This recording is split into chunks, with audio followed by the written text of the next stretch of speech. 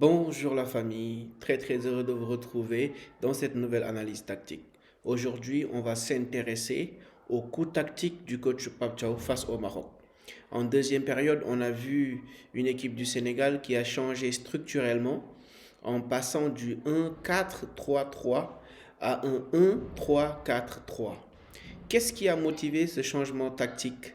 Quels ont été les bénéfices de ce changement? Nous allons tout analyser dans cette vidéo. On va commencer cette analyse avec une mise en contexte. Là, dès le retour des vestiaires, on a pu voir que le Maroc, ils ont eu une approche un peu plus offensive.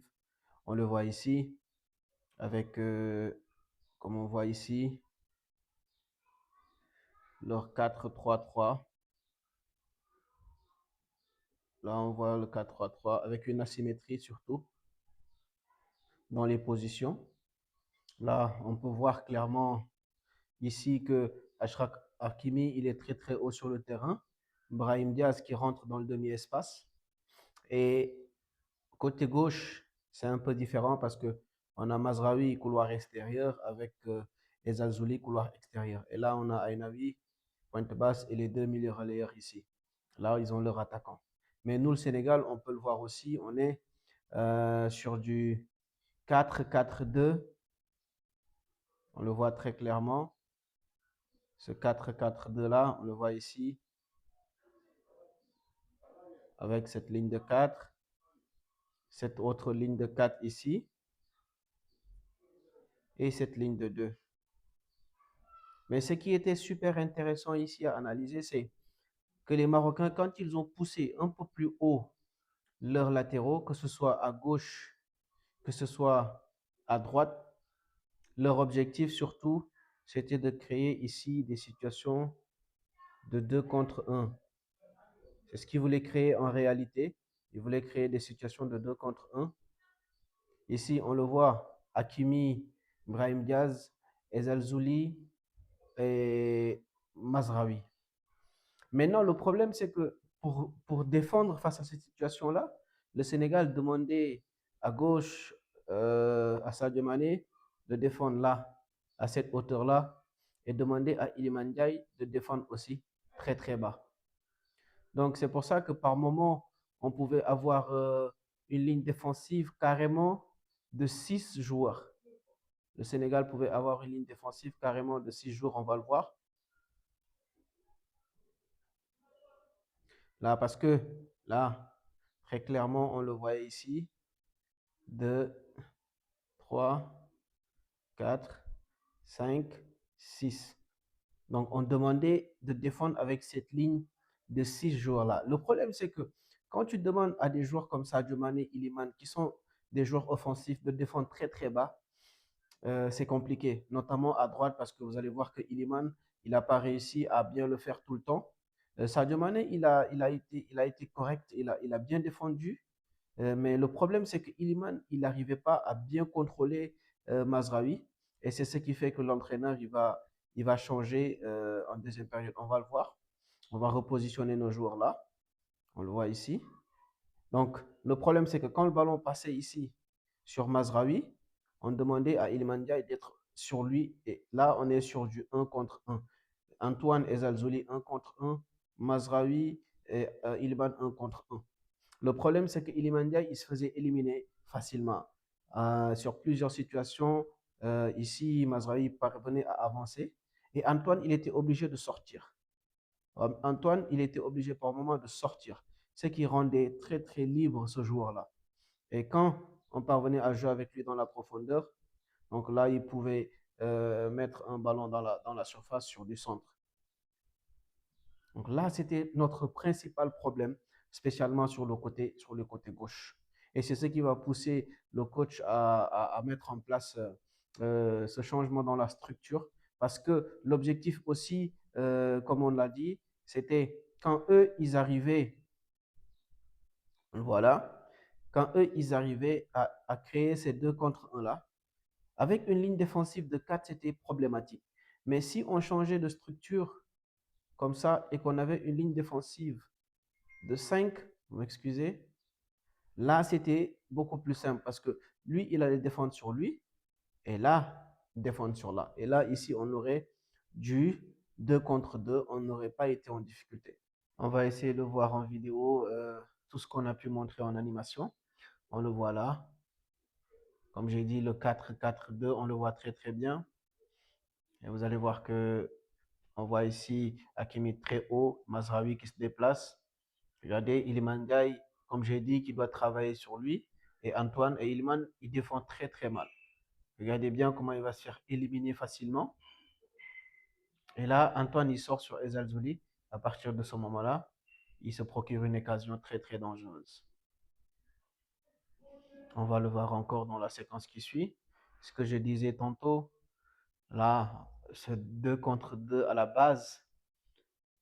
Mais Iliman, ici, c'est avec Saibari qui défend très très très mal et qui permet aux adversaires de pouvoir attaquer notre ligne défensive. Heureusement, la ligne défensive reste solide et dégage le ballon. Encore une situation, on le voit. Ils ont compris que le côté gauche, c'était le côté faible. Regardez ce que je disais tantôt. Toujours ici, Iliman qui contrôle Saibari, il me semble. Et là, on a Antoine qui contrôle Ezal Zouli ou l'inverse. Et vous allez voir que le joueur que Iliman contrôle, il va commencer à prendre la profondeur. Et vous allez voir qu'Antoine, il comprend que Iliman, c'est pas ce joueur-là qui va aller défendre. Il lâche son joueur pour aller défendre sur le joueur de Iliman et Zalzouli. Et là, ils vont obtenir une faute assez dangereuse devant notre surface. Donc, leur côté gauche, ils ont compris qu'il y avait possibilité d'exploiter ces faiblesses-là et ils ont poussé. Toujours, là, on est sur du 4-1, 4-1. Ah, le Maroc qui a le ballon, qui essaie de construire, on le voit. Il repasse côté gauche.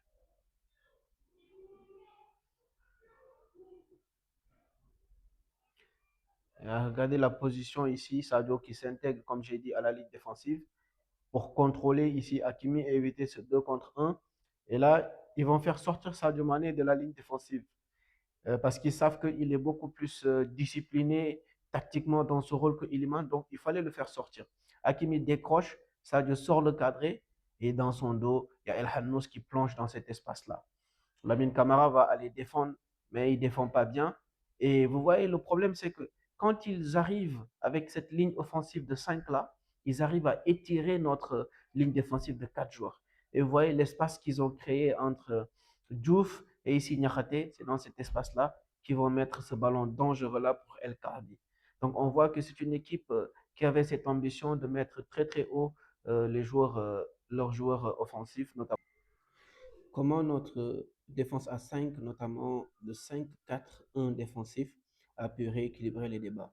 Là, on voit le Sénégal parce qu'on a fait des changements. Là, on avait Ismaël Assar, on avait Abdoulaye Seck, on avait Sarr, on avait Niakhaté et ici, on avait Diouf, Malik Diouf, Sadio Mané, Ibrahim Mbaye, Pape Gueye, Idrissa Gana Gueye, Nicolas Jackson. Et comme on l'a dit ici, eux, ils ont fait avancer ici Hakimi, la Mazraoui qui était là. Et là, Ezal Zouli, ils ont mis dans le demi-espace Saibari. Donc, quelque part, ils étaient sur quelque chose qui ressemblait à ça. Du 3, 2, 5. Parce que comme je vous ai dit, ce qui nous a mis en difficulté surtout, c'était cette ligne défensive de 5 qu'il fallait contrôler. Donc, avec une ligne défensive de 4, ça aurait été très très compliqué parce qu'on n'aurait pas été suffisamment compact sur la largeur. Mais avec cette ligne de 5 là, on voit que ici, Ezal Zouli, il est contrôlé par Ismaël Essar. Pourquoi ce choix? Parce que c'est un joueur qui va vite. Il rentre quasiment à la 77e minute, quelque chose comme ça. C'est un joueur qui est frais. Ezal Zouli qui a fait quasiment plus d'une demi-heure de jeu. Donc, côté vitesse, il peut rivaliser. Avec sa fraîcheur aussi, il peut rivaliser. Et là, il met ici un défenseur de métier, El Malik, qui va être remplacé par Jackson pour garder cette fraîcheur-là. Et là, ici, il a des défenseurs de métier aussi. Il a Niakhaté qui peut sortir quand il le faut sur Brahim Diaz. Et ici, Sek qui peut contrôler ici Saibari. Et tu as ici Sarr qui travaille sur El Kabi. Donc, du 1 contre 1 sur toute la ligne défensive. Et on a notre ligne de 4 du milieu pour empêcher ces passes verticales-là qui rentrent dans notre bloc.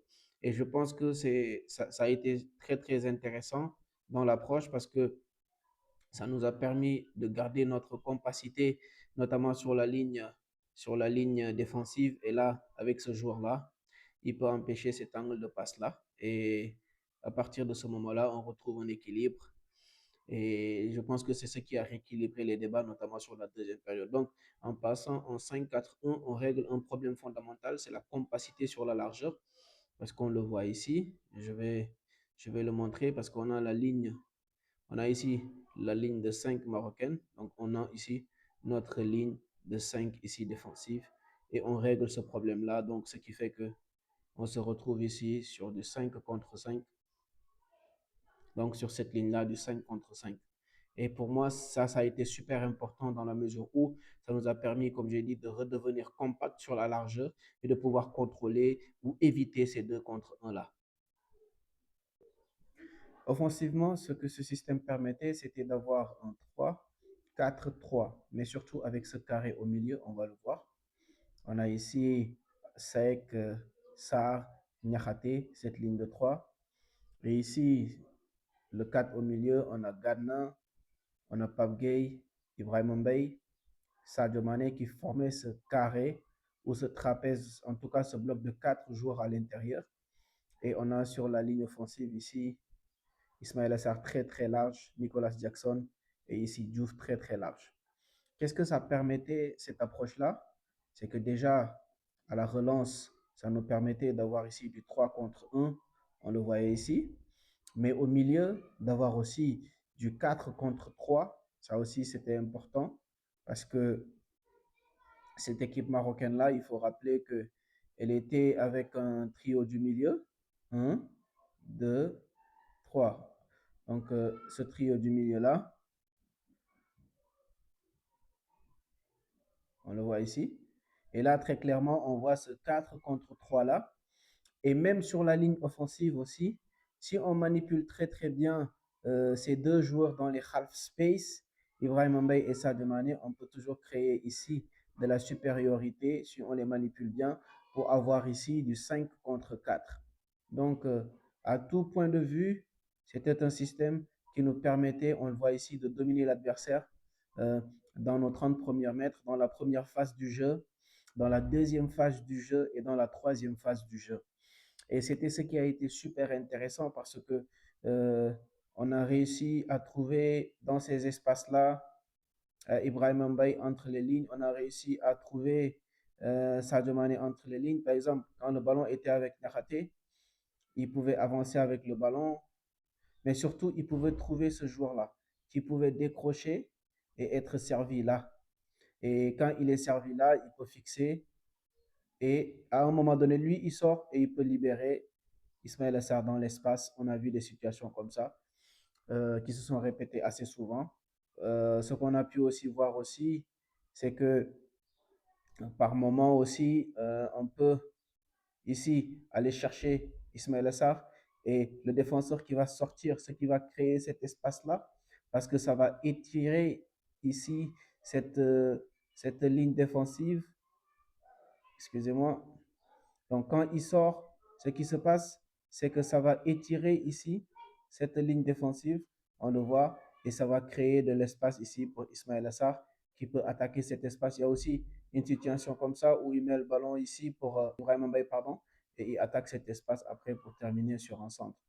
Donc, c'était une approche qui nous permettait vraiment, dans les trois phases du jeu, dans la phase de préparation, dans la phase de progression et de pénétration, et surtout dans la phase de finition, de déséquilibre, de pouvoir être en supériorité numérique. Et c'est ce qui a été super intéressant dans ce match-là. En vidéo, on va voir un peu qu'est-ce que ça donne. Donc là, on voit le Sénégal qui a le ballon. On voit le ballon ici avec Abdoulaye Seck qui manipule, comme on a dit, le 3 contre 1 à la relance. Les centraux ont largement le temps, l'espace. On voit ici le 3-4-3 là, comme on a vu. Ibrahim Mbaye dans le half space avec Sadio Mané. Et là, vous allez voir que ce 4 contre 3 au milieu dont on a parlé, très très difficile pour le Maroc de contrôler.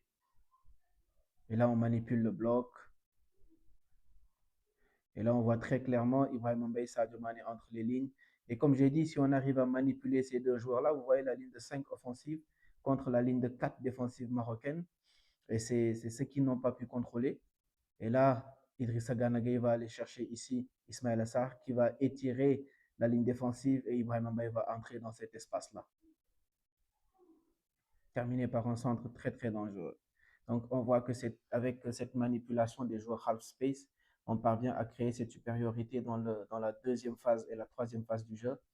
Dans la première phase du jeu, comme on a dit ici, avec cette relance à 3, on le voit ici, 3 contre 1, nos centraux qui ont le temps de pouvoir faire la bonne décision, de pouvoir avancer avec le ballon. Et là, tac, on touche Ibrahima qui se retourne, qui fixe, libère Ismaïla. Et là, qui va mettre un ballon dans la surface très très dangereux aussi. Donc, on arrive à voir ici tous les